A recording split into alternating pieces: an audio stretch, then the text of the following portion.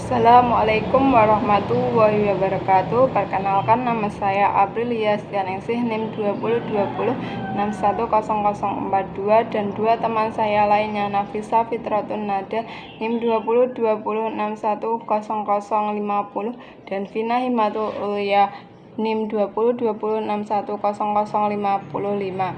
Di sini kami dari kelompok 8 akan mempresentasikan tentang teori studi sanad dan matan hadis. Yang pertama, pengertian sanad dan matan hadis. Pengertian sanad. Sanad menurut bahasa berarti sandaran yang kita bersandar padanya, berarti dapat dipegangi, dipercayai. Sanad menurut istilah, sanad berarti keseluruhan rawi dalam suatu hadis dengan sifat dan bentuk yang ada. Jadi pengertian sanad adalah orang-orang atau rantai penutur hadis yang meriwayatkan hadis yang menyampaikan kepada matan. Pengertian matan hadis. Matan menurut bahasa berarti punggung jalan atau muka jalan tanah yang keras dan tinggi. Matan menurut istilah ialah bunyi atau kalimat yang terdapat dalam hadis yang menjadi isi riwayat. Apakah hadis tersebut berbentuk qaul atau ucapan, fi'il, perbuatan, dan takrir, ketetapan, dan sebagainya dari Rasulullah SAW. Jadi, matan hadis adalah materi berita atau redaksi yang disampaikan oleh sanad terakhir. Selanjutnya, unsur-unsur yang terdapat pada sanad dan matan hadis. Unsur-unsur sanad yang pertama, rijal al-sanad adalah perawi-perawi yang ada dalam sanad dari yang pertama sampai dengan yang terakhir. Yang kedua, itishal al-ruwat, silsilah sanad. Yang ketiga, tahamul wa al-ada, metode periwayatan dan lambang-lambang periwayatan.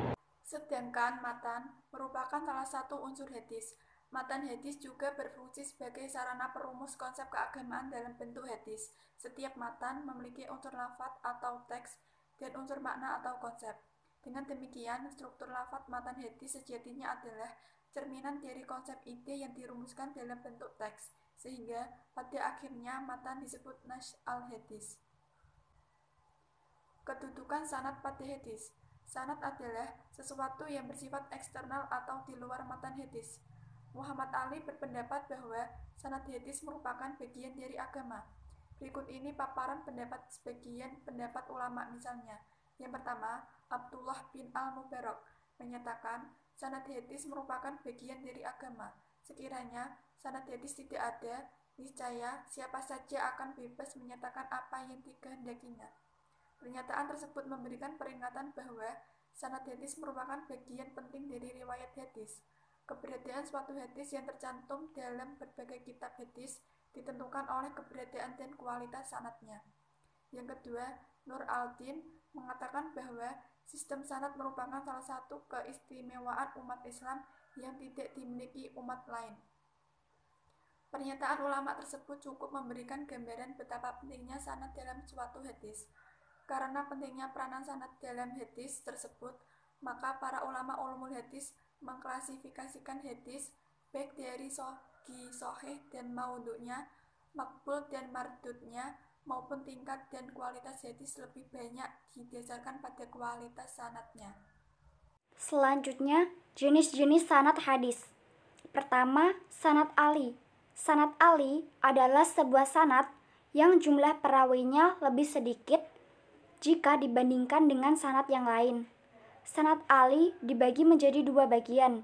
Pertama, sanad Ali yang bersifat mutlak, yaitu sebuah sanad yang rawinya sampai kepada Rasulullah SAW dan lebih sedikit jika dibandingkan dengan sanad yang lain.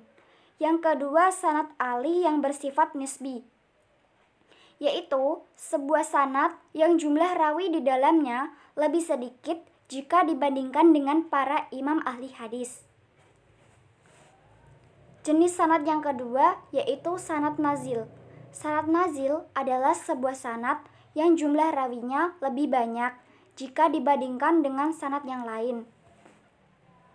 Perkembangan dan pengaruh sanad terhadap klasifikasi hadis. Perkembangan sanad terhadap klasifikasi hadis.